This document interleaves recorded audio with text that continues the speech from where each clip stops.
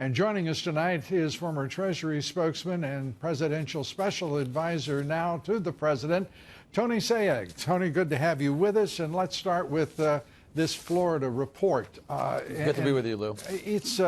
It's stunning stuff. 123 pages discounting every allegation because the Democrats failed only in one respect over this farcical nonsense that they try to portray as an inquiry. They didn't produce any evidence at all. 12 Democrat star witnesses testifying and ultimately confirming what we've known all along. The president did absolutely nothing wrong, certainly nothing impeachable. Whatever charge Democrats wanted to poll test and try to assert at him, whether it's bribery, extortion, quid pro quo. And now we hear from the president of Ukraine, who's also been very consistent, Lou.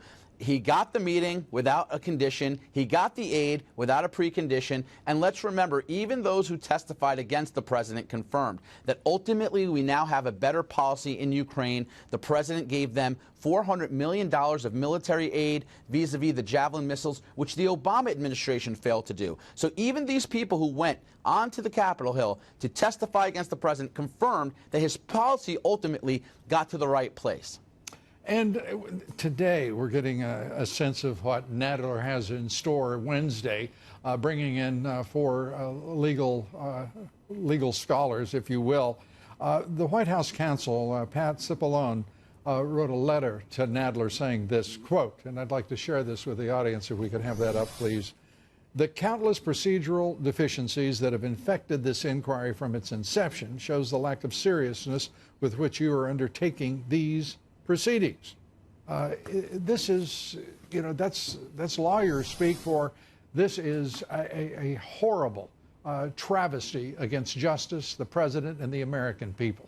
It's a totally rigged process, Lou, and that's why it makes it almost impossible for us to be able to participate in a fair and impartial way. Look, during the Nixon investigation for impeachment, during the Clinton investigation for impeachment, there was bipartisan consensus on what the rules would be, and the rules were what they were from the start. I mean, here Adam Schiff appoints himself judge, jury, and executioner, completely conducts the first phase of this entire hearing in a private bunker in the Capitol, leaving Republicans out, not allowing the president to introduce any of his attorneys in there. During his hearing, the president and the Republicans couldn't even introduce rebuttal evidence against the testimony. So the fact that now you have Jerry Nadler saying, we invite you to participate, well, guess what else he wants us to do? Give up our constitutional right to executive privilege, and he asserts his own right to be able to shut down any of our requests during the proceeding. And that's not the kind of fair process I think the American people deserve. Well, this isn't about fair, as you know. This is a simple effort on the part of the radical Dems to overthrow the president of the United States.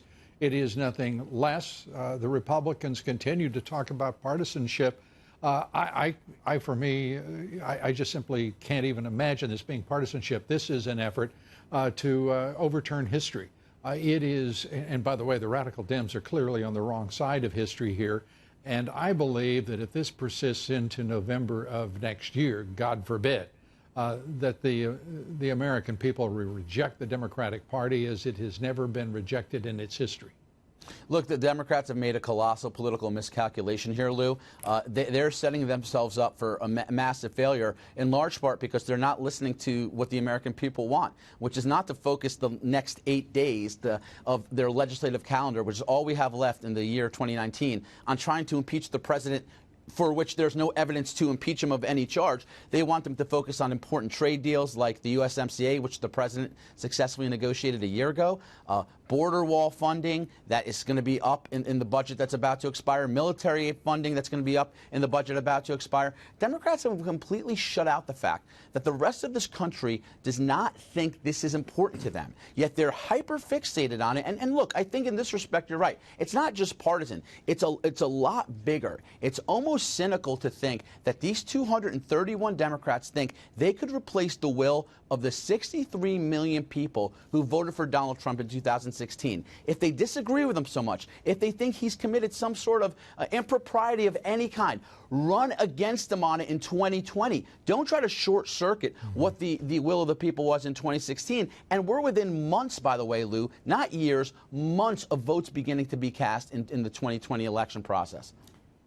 The radical Dems have made it abundantly clear from the time that the president, then candidate Donald Trump, entered the race, that they meant to stop him. That they meant then, upon losing the presidential race in 2016, they meant to overthrow him.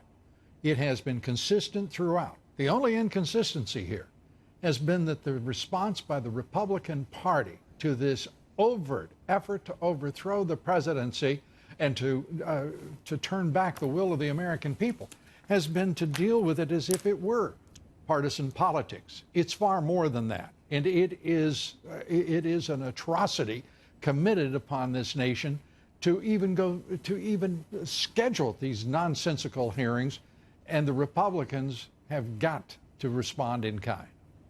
Look, we're ready for this fight. We've been ready for this fight, Lou, because we've had the truth on our side. We know the president's done nothing wrong. The Republican Party right now has been more unified than certainly my lifetime over any issue, because they see the complete injustice here toward the president personally, but toward the institution of the president, but toward the American people. And this is, again, where I think you're right. This is more than partisanship. This is the most cynical politics that we can obviously ever fear would happen in our democracy, where you literally have one group trying to overrun the will of the American people. And I think that's why Adam Schiff and Nancy Pelosi and now Jerry Nadler are leading Democrats down a very bad